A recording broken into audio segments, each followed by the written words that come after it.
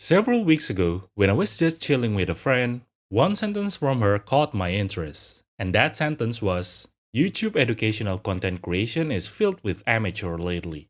Hearing that, I stopped whatever I was doing and I just stared, trying to form my thought, but there were so many thoughts that came onto my mind at that moment that the only thing that left my mouth was a simple, and so? And that interaction spiraled onto this video, several weeks later.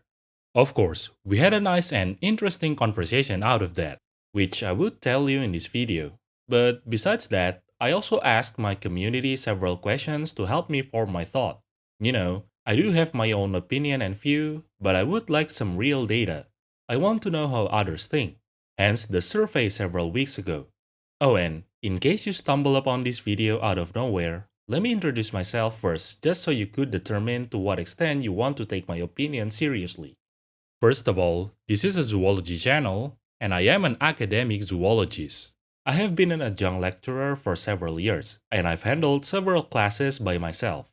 My field is mainly animal systematics, which includes taxonomy and also a certain amount of paleontology and genetics. I have some research experience, mainly in herpetology, paleontology, and if it's not obvious enough, deer. I published some research article in some journals, presented my research in some seminars, awarded as best speaker in one of it, and I also wrote a book with my colleagues.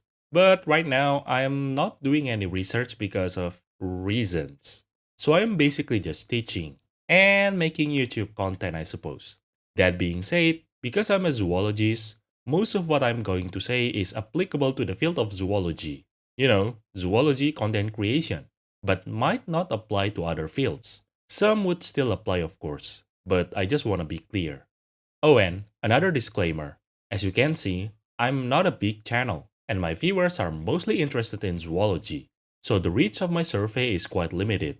Hence, it wouldn't be representative if we are talking about the whole population. With that being said, let's jump into the discussion. So, the first question that I asked my friend was, what do you mean by amateur? And she rephrased her sentence into, there is barely any actual experts on YouTube educational content creation. And so, the next thing I did was ask this question. What exactly is an expert? What do you mean by that? And she said, expert is someone who have undergone a formal education in said field or at least have some practical experience on said field. By the way, this is one of the questions in my survey, and most people basically answered the same thing. And so, I asked my friend, am I an expert?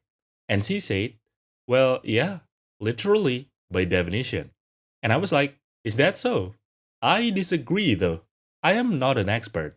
This might be a me thing, and while it is not that common, I know some people do share the same thought. I will never be an expert in anything. Why? Because the more I learn about something, the more I realize my understanding is lacking.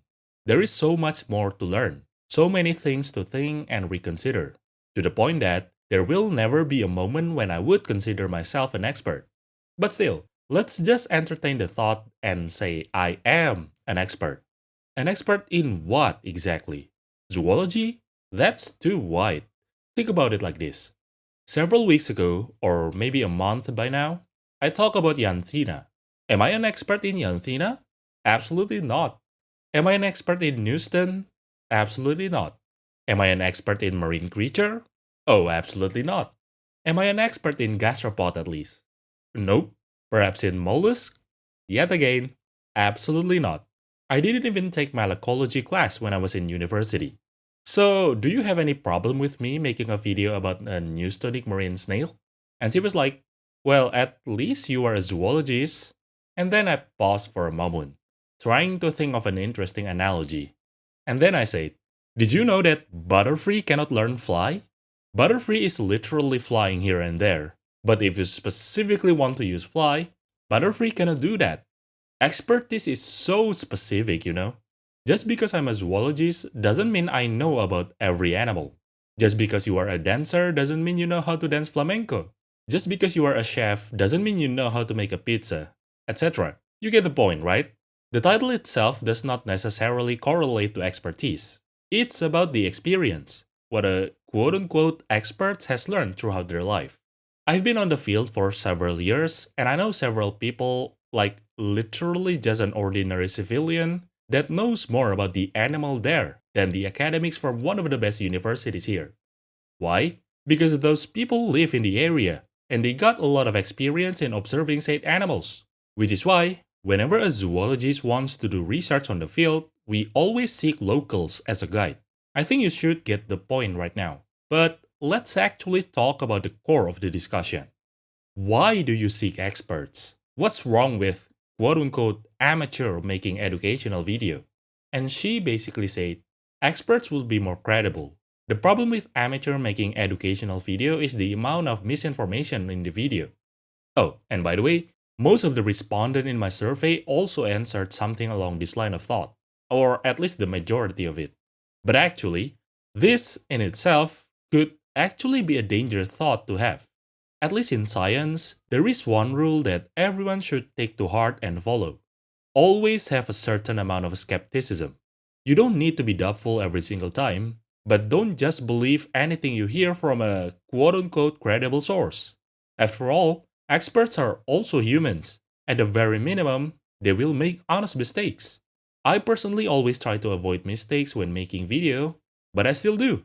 Thank God some of my viewers caught those mistakes so I could at least pin their comment to avoid misinformation.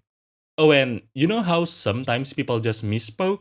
You think you are saying X while you are actually saying Y?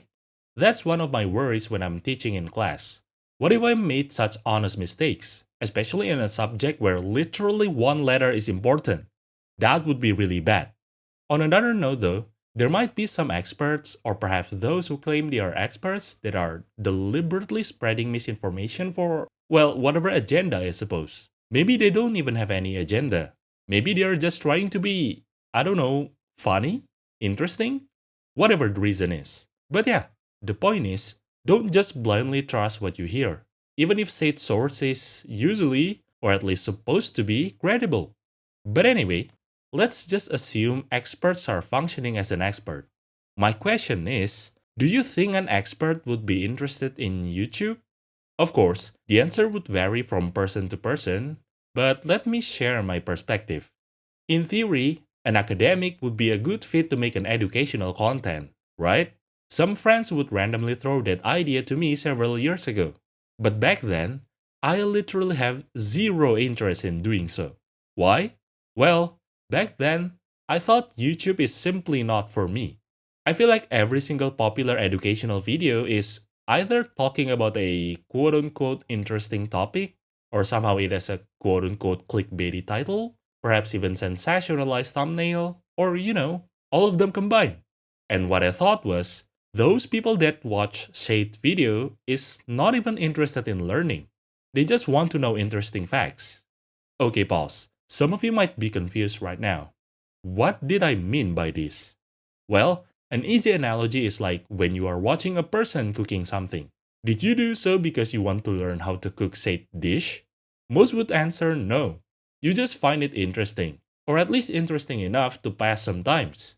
And I don't think that's ideal for educational content. When I teach, I want to do so for those who actually want to learn. Otherwise, it would just be a waste of time, quote unquote.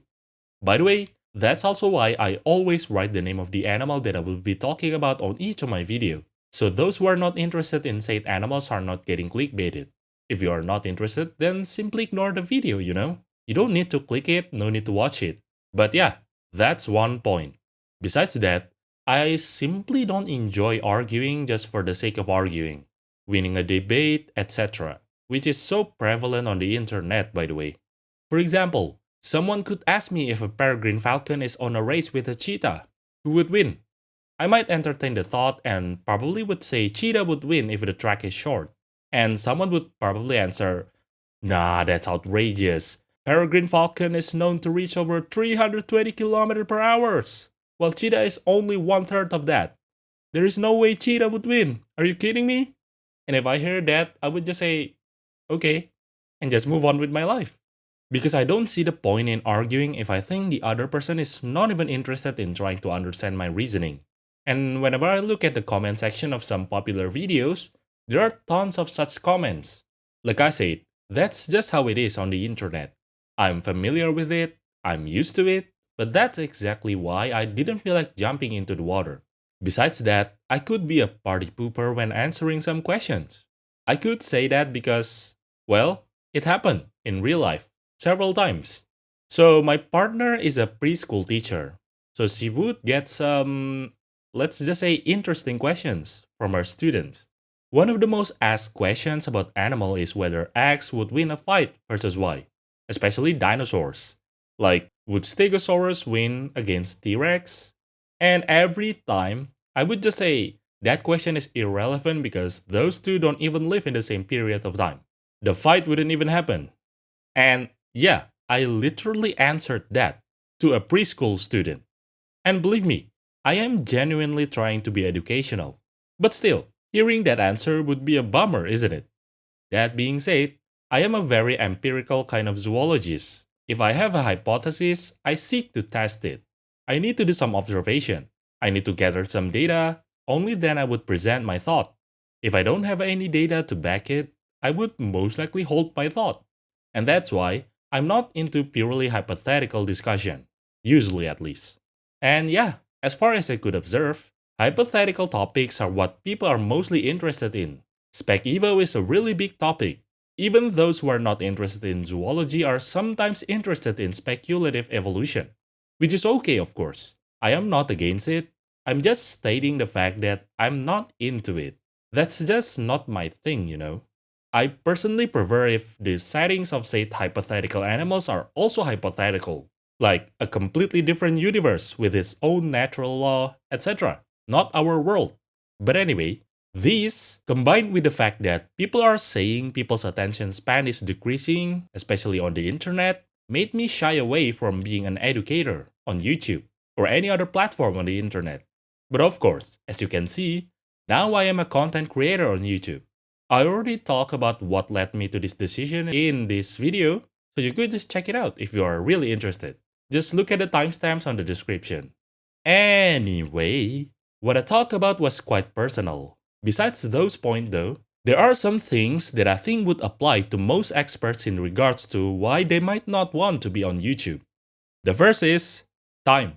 Most experts do have a job, right? And for some of us, said job could occupy one third of our time. Let's say we use one third for sleeping. There is only one third left for whatever you want to do. Hobby, socialization, maybe even learning, whatever, right? Now, if you are making YouTube video semi-consistently, you have even less time for said leisure activities. Me, for example, this semester, on Thursday, I teach from 8 a.m. to 3 p.m. Of course, that's still 1 hour less from 9 to 5 job. But I'm the type of lecturer who actually gives lecture in my class. By that I mean I mostly talk during class. Let's just say I talk for about 5.5 hours. And basically after that, my voice is like almost gone, you know? And I always stand during class, moving around the room while talking, so even more energy that I spend. Not only that, I ride a motorbike to and from the university, which takes around 25 minutes each. That's like 50 minutes on the road. When I arrive back home, I always feel like I just wanna sleep. And do keep in mind, like I said earlier, I'm not doing any research right now. Not only that, unlike famous academics, I don't get emails from prospective students, so I don't need to check and replies to emails. Point being, if I already feel like I don't have that much time, imagine the big shots in academia. Oh, and my partner lives in a completely different island, so I don't spend time with her, and I don't have kids. Other more established academics most likely have their own family, in which they should spend a decent amount of time with their family, which means even less time to make a video. For some people, there might not even be any time left. The situation might be different for non academic experts, but I think the lack of time is also a massive barrier for them. But that's not the only barrier though. Another important thing is, well, the content creation aspect itself. Not a lot of experts have video editing skills. Besides that, not a lot of experts have proper gears for making video. I mean, sure, technically you don't need a quote unquote proper one. You could technically make a video using your phone without doing any editing, but rough videos like that might not be presentable, and it might not be ideal for educational purposes. I mean, those of you who had online classes during the COVID era should get how scuffed and ineffective it could be. Sure, you could try to get proper gear, but at that point you would most likely ask yourself, is it even worth it? So yeah, there are multiple reasons that lead to the fact that not a lot of experts are making educational content on YouTube. But hold on a second. I've been talking for quite a while and it might sound like we are asking the experts to be on YouTube. But the question is, do we really need experts doing that? Let's rewind for a bit. The reason why many people prefer experts to be the one making educational video is because, presumably, experts make less mistakes. They tend to not spread misinformation. But when we think about it, what we demand is not exactly expertise. What we demand is simply factual, educational videos, right? If that's so, then it doesn't really matter whether the creator itself is an expert or complete beginner in the field. And actually, the result of this poll indicates the same thing. While many think expertise is preferable, most don't think it's mandatory, as long as the content is factual, or at least as long as the video is well made. And here's the thing. Making educational video, at least the video essay type that I usually make, is pretty easy. All you need to do is find some research article on some journals, preferably recent ones, and you could just talk about what is written on it. Find some articles on the same topic, do the same, and boom, you got a topic for a video. That's the beauty of science. We publish things so the public could read it themselves. Well, some of them are paywall, but the public could still access it if they pay technically, or you could just check the author's research gate, or perhaps email them if you are interested, or other ways to access it. Science is for everyone after all. Scientists are not gatekeeping science for ourselves. And so, a literal nobody could read it, and hopefully could understand it. If you couldn't understand some parts but you are interested enough to ask the author, the corresponding author's contact should be written on the article. So, just email them if you are interested enough. Well, that's the way it is in zoology at least. Not sure if that applies to all fields, but yeah, my point is, making the kind of video essay that a lot of educational zoology content creators do is kinda easy. And if the minimum requirement is simply to be factual and not spreading misinformation, you definitely don't need to be an expert to do that. And actually, you might be surprised when you hear this, but I think there is a merit of being a non-expert educational content creator. But of course, the opposite could apply too. So let's talk about it. The merit of YouTube is that basically everyone can make their own content, and basically everyone can watch said content for free.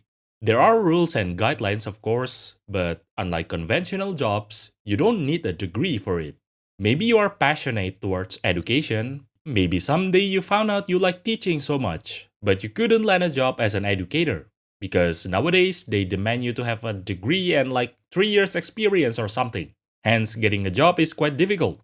If so, you could still make educational content on YouTube to fulfill your passion. And that's great. If your channel gets big enough, you could even earn some money, which is also great, of course. And yeah, like I said, there is actually a merit when this happens. There is a big advantage that these quote-unquote non-expert content creators have compared to the quote-unquote actual experts. And that is time. I already talked about how experts usually don't have that much spare time. On the contrary, a full-time content creator has all the time they need. Well, not literally, but While the experts are busy doing their job, full-time content creator could be reading stuffs. Nowadays, most things are on the internet anyway, so you could learn a lot of things without even leaving your room. While the academics are teaching in class, something that the academics already know, of course, full-time content creators are learning new stuffs for the sake of a video. While the academics are doing research, full-time content creators could explore new things, learning a wide array of stuffs. And then, at some point, these people will know more about several things than the experts, simply because they have more time to learn. This is especially true in regards to recent publication. I'll give you a real example. When I was a university student, I am active in the herpetology study club. There, I'm known as the monitor lizard guy. People in the faculty might not know me personally, but still are familiar with me because every day I would take some monitor lizards out to let them bask under the sun. If you got questions about monitor lizard, I was the one to ask. But then, at some point, I shift my focus to deer. Sure, I read articles, I read publications, I read books, but everything is about deer. Not only that, I also need to do the actual research, right? This goes on for years. At some point, when I was already an alumnus, I had a discussion with new members of the herpetology study club, and they mentioned Hapturosaurus. And I was like, wait a minute, what is Hapturosaurus? And they were like, that's the subgenus of Prasinus group. And I was like, that should be Euprepiosaurus, no? And they were like, no? It says Hapturosaurus. So I looked it up, and apparently, the Prasinus group was moved out of the Euprepiosaurus subgenus into a new subgenus called Hapturosaurus in a recent publication. Well, recent back then at least. And mind you, Paradus beckeri was my specialty. That was like the one animal that I know the most of back then. And I didn't even realize it was moved to a new subgenus. And that's just one example. There are tons of examples that I could give if I want to. Have you ever had that one teacher or perhaps professor that teaches things that might be outdated, but at the same time, you know they are great at what they are doing? They might simply have no idea that what they are teaching is outdated. Because, like I said, they unfortunately don't have that much time to read nowadays. Not only that though, non-expert, full-time content creators also have more time to, well, improve their craft basically. They could learn how to make better videos. And at the bare minimum, they technically have more time to spend for one video, hence producing a better quality video, which could be more digestible by the viewers, hence better for education. But of course, this would only matter if said creators actually take advantage of it. If they don't use their time to improve themselves and their content, then having extra times doesn't really matter in this context.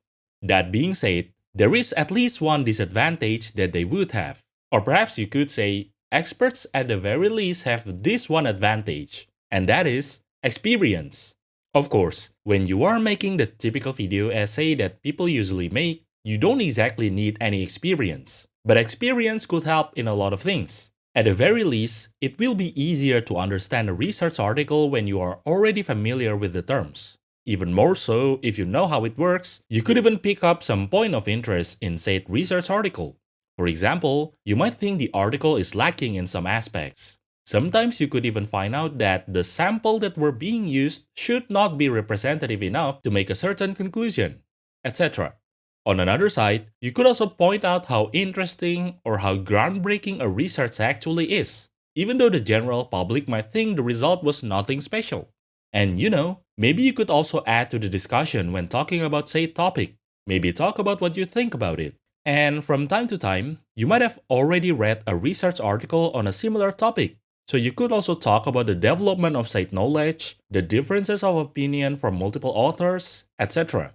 While it is not mandatory, those could be desirable by the viewers. But yeah, again, same with the previous one. This advantage is only an if. That being said, each advantage is not necessarily tied to non-experts versus experts. In the end, all we want is good factual and educational video. Doesn't matter if it is made by expert or not.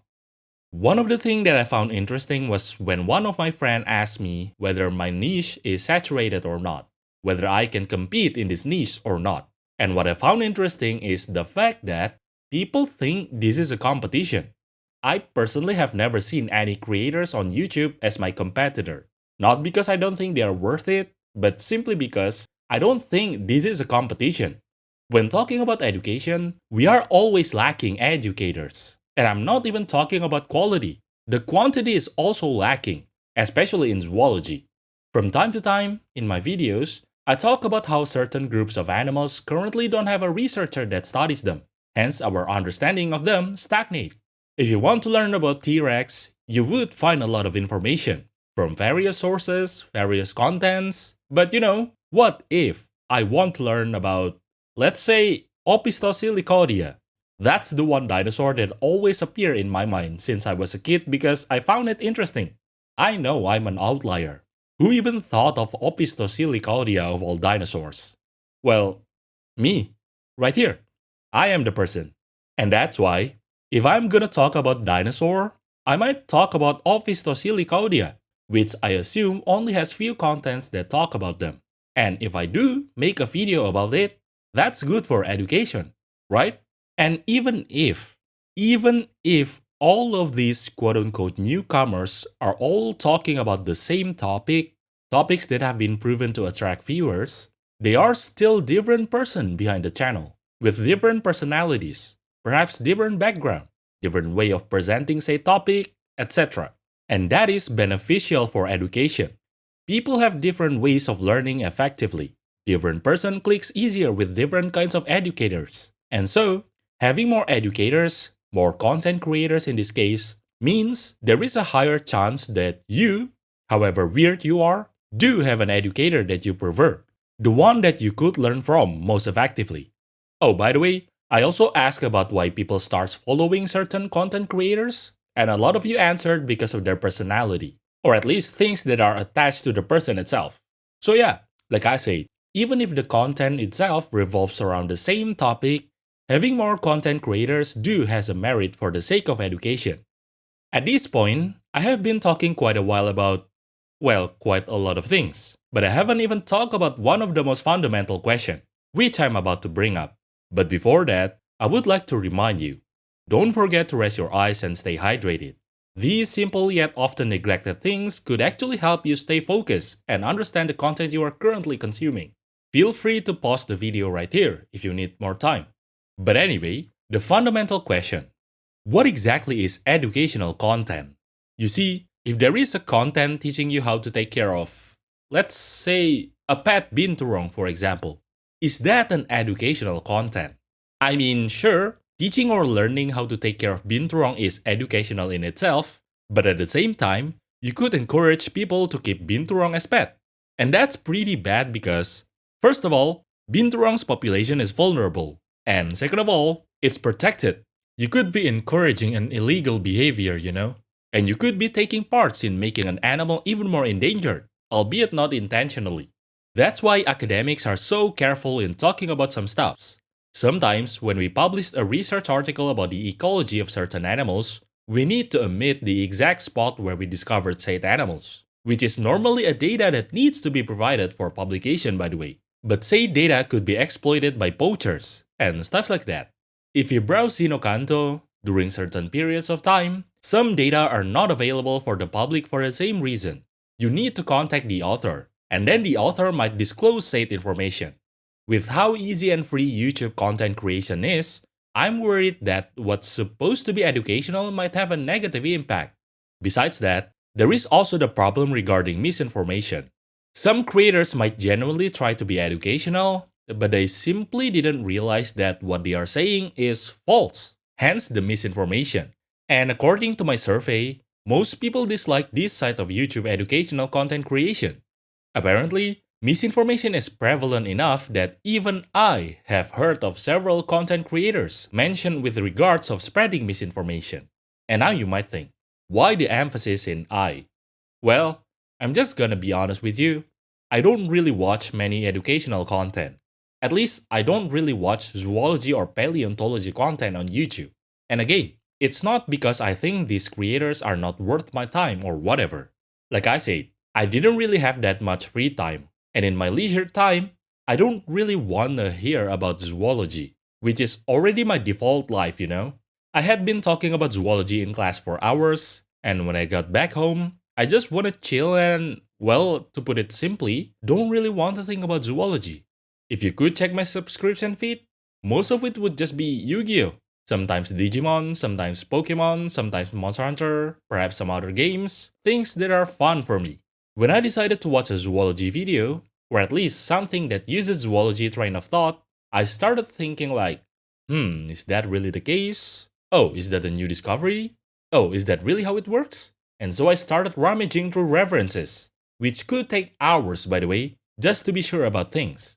And yes, While that is great for education, I need to spend even more time and energy for zoology, which I already did for hours before that.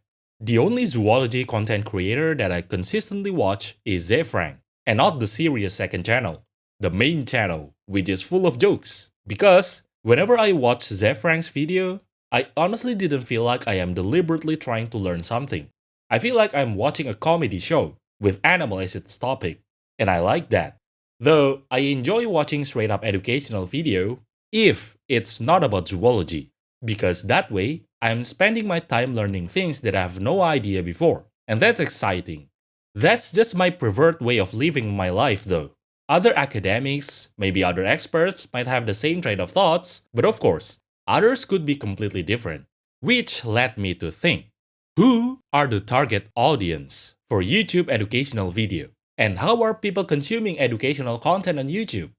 In my survey, I asked several questions like, what makes you watch an educational video? When do you usually watch educational content? Do you watch it as your main activity or as a side activity? Etc. And at least, according to the result of my survey, the majority of people consume it as a main activity during their free time, in which they put full attention to the video. Well, perhaps not exactly full, but a major chunk of their attention at least. Which is good to hear for me because that is needed to effectively learn something. Hence, the educational functionality is, well, functioning.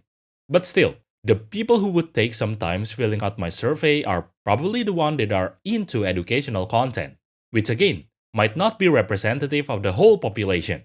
If the goal of YouTube educational content is to educate every single person that stumble upon the video, then most of them would probably be, well, I suppose I could say they are random people that are seeking entertainment.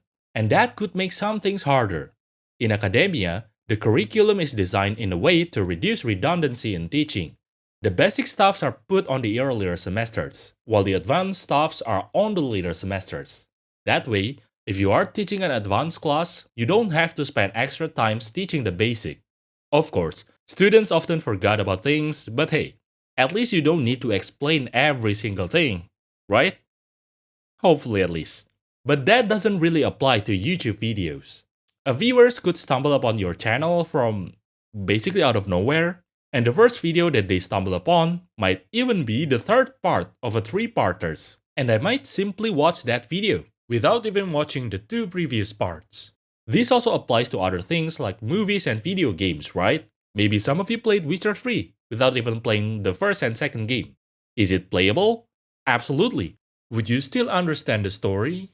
Most likely, yeah, but there might be some tidbits that got you confused. The thing is, sometimes what might sound like a common word for you is not exactly a common word for everyone else. I have a real example for this. So, I made a video about phrackmosis before. And yes, I understand phrackmosis is not a word that most people would know, not even heard of. But what surprised me is, some people don't even know what detritus means. Oh, and don't get me wrong, I am not belittling said people. I am simply stating the fact that I'm so used to the term that it becomes natural for me. And I didn't realize the fact that it's not a common word that is used by people in daily life.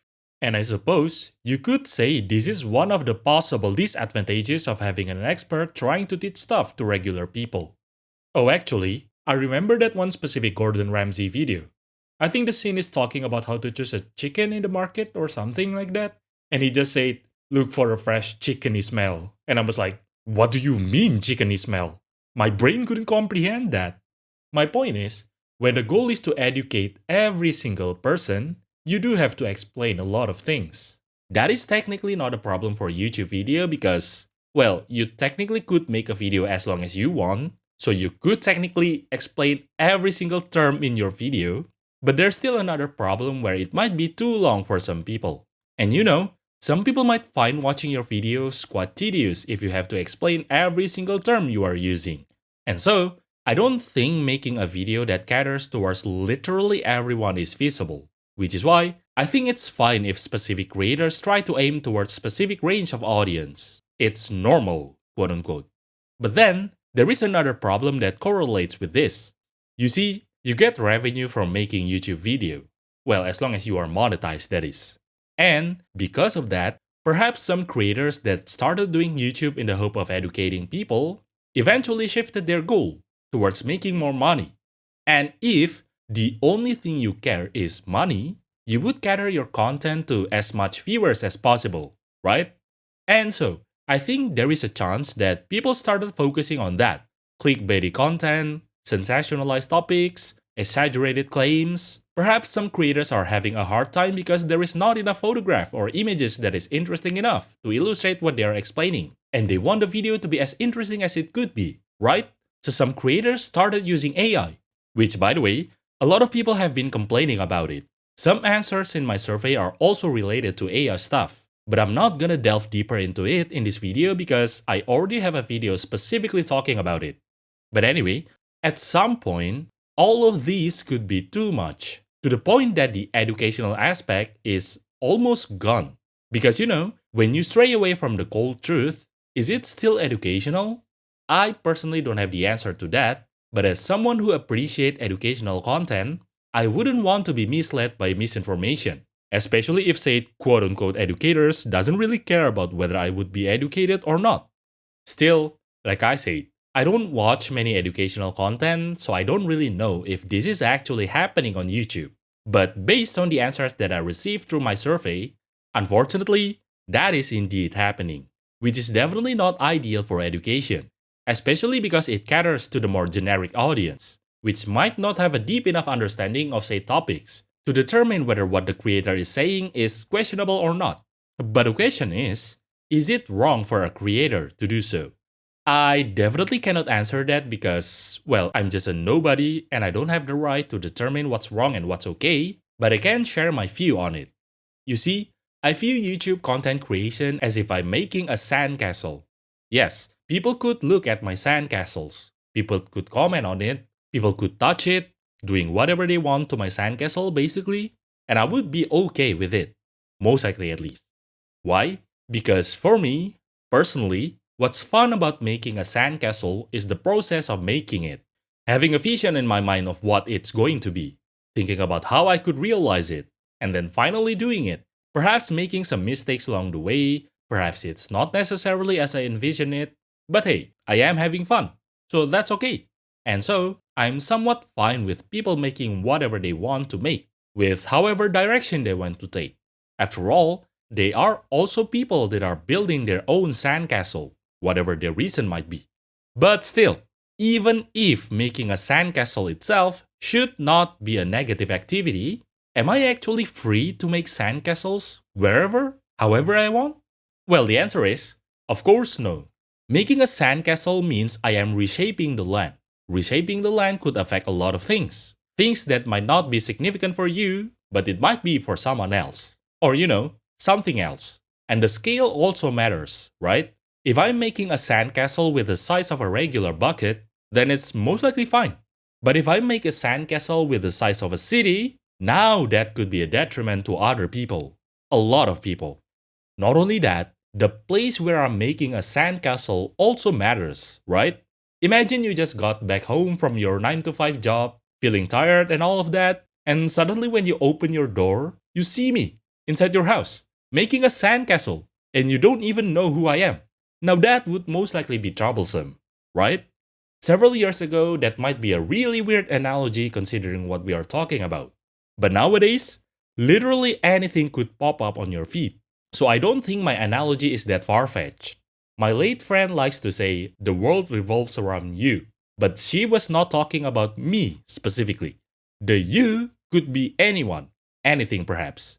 No matter what I do, no matter how insignificant it could be, it will affect others in some ways. Which is why everyone should have a certain degree of responsibility, at least a certain degree of awareness in what they are doing. So now, what could we do?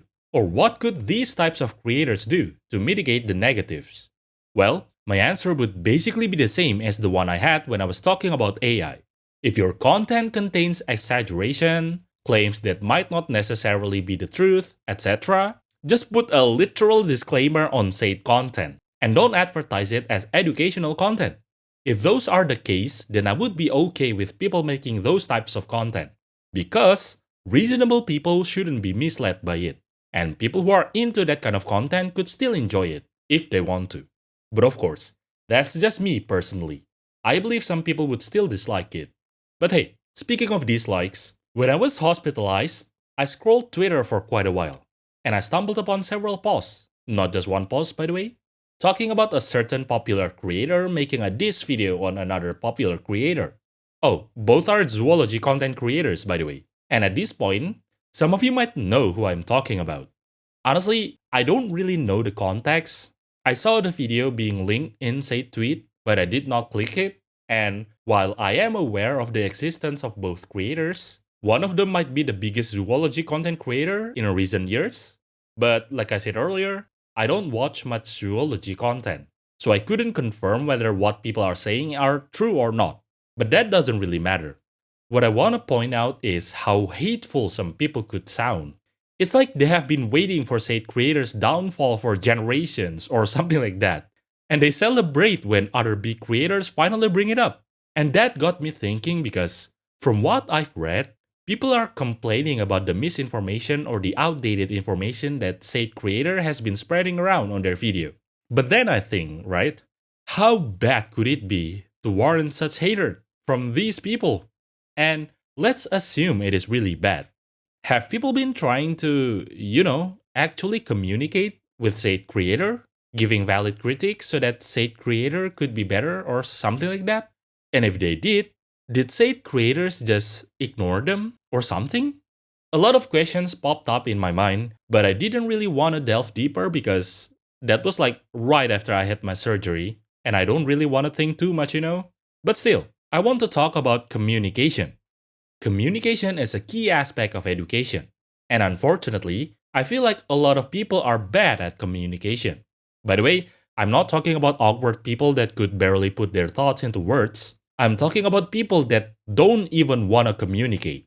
People that just condemn others, not even trying to understand each other, refusing to hear the other side, something like that. And when I say a lot of people are bad at communication, unfortunately, I don't think I'm exaggerating. That's exactly why I hate presidential debate or something like that. Because every time I try to watch it, it's just people talking over each other. When I was younger, I thought that's just my country's problem. But then I randomly stumbled upon other countries' thingies, and it's basically the same. And again, unfortunately, it is so prevalent on the internet. And of course, YouTube comment section is included. Sometimes people are so contemptuous towards a creator or other commenters that it kinda shows on how they write. In other cases, the creator's ego is too high that whenever they are criticized, or perhaps whenever someone points out their mistake, they become so defensive and just irrationally trying to prove that they are on the right. Oh, by the way, this is also, unfortunately, still quite prevalent in academia, at least in my country, which is a hindrance to education. I feel like people don't realize that making mistakes is normal for human, and owning your mistakes, trying to learn from it and be better is the best thing you could do. Actually, remember when I was talking about teaching outdated information earlier? So, when I was a university student, there was a point where I just raised my hand, pointed out that I think the lecturer was incorrect, explaining why I thought he was incorrect, and then providing my source. And you know what happened? That lecturer was delighted. He looked so happy. We got kinda close. I was often invited to take parts on his research projects. We often discussed scientific stuffs, etc. Not only that, apparently, my name was often brought up in his class, to the point that, at some points, juniors would ask me, "Are you X?" And I was like, do I know you? And they were like, "No, but your name was brought up in Mr. Y class, and we were wondering." And I was like, "Oh, well, I am that person." It might be weird for some people, perhaps I also find it weird years ago, but now that I am also a lecturer, I get the feeling. I think I would also be delighted if I could receive that kind of feedback from one of my students, which so far haven't happened.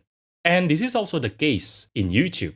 Whenever I receive a long comment trying to discuss about the topic of my video, I feel so delighted.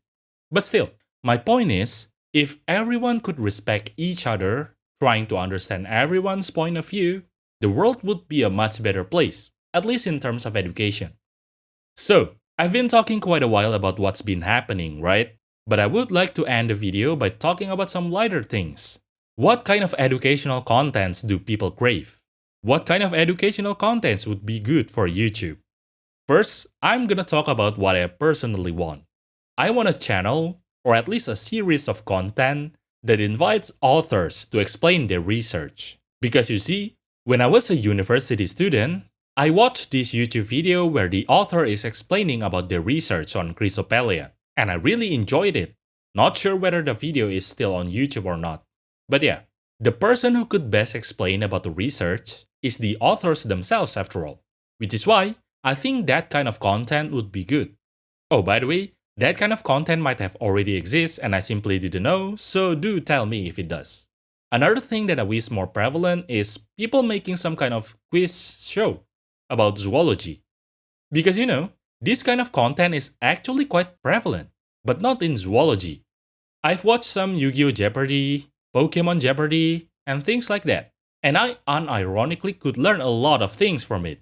And so I thought, hey, a zoology Jeopardy would be nice, or any kind of quiz game.